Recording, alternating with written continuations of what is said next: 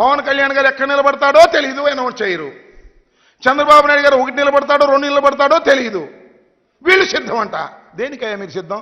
ఒకదానికి మాత్రం మీరందరూ సిద్ధం.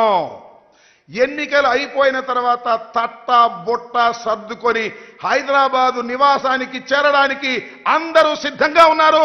చంద్రబాబు నాయుడు గారు, పవన్ కళ్యాణ్ గారు, లోకేష్ గారు సిద్ధంగా ఉన్నారు. మూటా ముళ్ళ సర్దుకొని. ఎందుకంటే ఇల్లు కూడా లేనటువంటి రాజకీయవేత్తలు మీరు ఆంధ్రప్రదేశ్లో కాబట్టి లారీకి సరుకెత్తుకొని సర్దుకోవడానికి సిద్ధంగా ఉన్నటువంటి ముఖాలు మీవి అని ఈ సందర్భంగా నేను స్పష్టంగా చెప్పదలుచుకున్నా. నేను అక్కడ చూశా, ఏదో ట్విట్టర్లోనో దీనిలో మేము సిద్ధం అన్నాడు. ఎవరు? పవన్ కళ్యాణ్ గారు ఇలా బొమ్మేసి మేము దేనికేంటి సిద్ధం? మీరు చంద్రబాబు నాయుడిని లోకేష్ని భుజాన్ని వేసుకుని మోయటానికి సిద్ధమా? లేకపోతే ప్యాకేజ్ ఇస్తే ఎత్తుకుపోవడానికి సిద్ధమా? దేనికి సిద్ధం నువ్వు నాకు అర్థం అడుగుతున్నా నేను. ఓ లోకేష్ ఓ పవన్ కళ్యాణ్ గారు, కొనిదెల పవన్ కళ్యాణ్ గారు, దేనికి మీరు సిద్ధం? చంద్రబాబుని భుజాన పెట్టుకుని మొయ్యడానికి సిద్ధమా? పోటీ చేయడానికి సిద్ధమా? ఈ రాష్ట్రంలో ముఖ్యమంత్రి కావడానికి సిద్ధమా?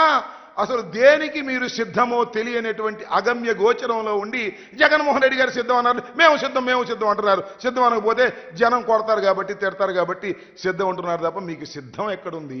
పెద్ద అయోమయంలో ఉన్నారు. మళ్ళా మీరు ఓడిపోతామనే భయంతో ప్రయాణం చేస్తున్నటువంటి విషయం చాలా స్పష్టంగా అర్థమవుతుందని కూడా ఈ సందర్భంగా నేను మనవి చేస్తున్నా. కాబట్టి చంద్రబాబు నాయుడు గారి సైన్యం ఈ రకంగా జగన్మోహన్ రెడ్డి గారి మీద బురదలేటటువంటి కార్యక్రమం చేయటమే కాకుండా ఇవాళ జగన్మోహన్ రెడ్డి గారిని ఓడిస్తామని ప్రగల్భాలు పలుకుతున్న మీకు నేను మనవి చేస్తున్నా. జగన్మోహన్ రెడ్డి గారు మొన్న సిద్ధం మీటింగ్లో చెప్పారు, కౌరవ సైన్యం మీది. జగన్మోహన్ రెడ్డి గారు అర్జునుడిలాగా ప్రవేశించబోతున్నాడు. అభిమన్యుడు కాదు.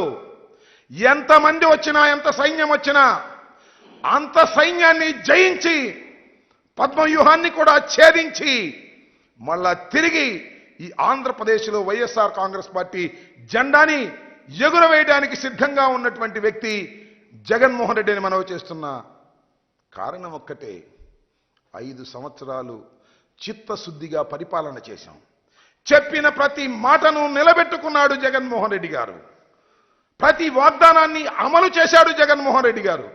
మేనిఫెస్టోని పట్టుకొని తీసి ఒక్కొక్క పాయింట్ని టిక్ చేసుకుంటూ పరిపాలన చేసినటువంటి గొప్ప ముఖ్యమంత్రి జగన్మోహన్ రెడ్డి గారు.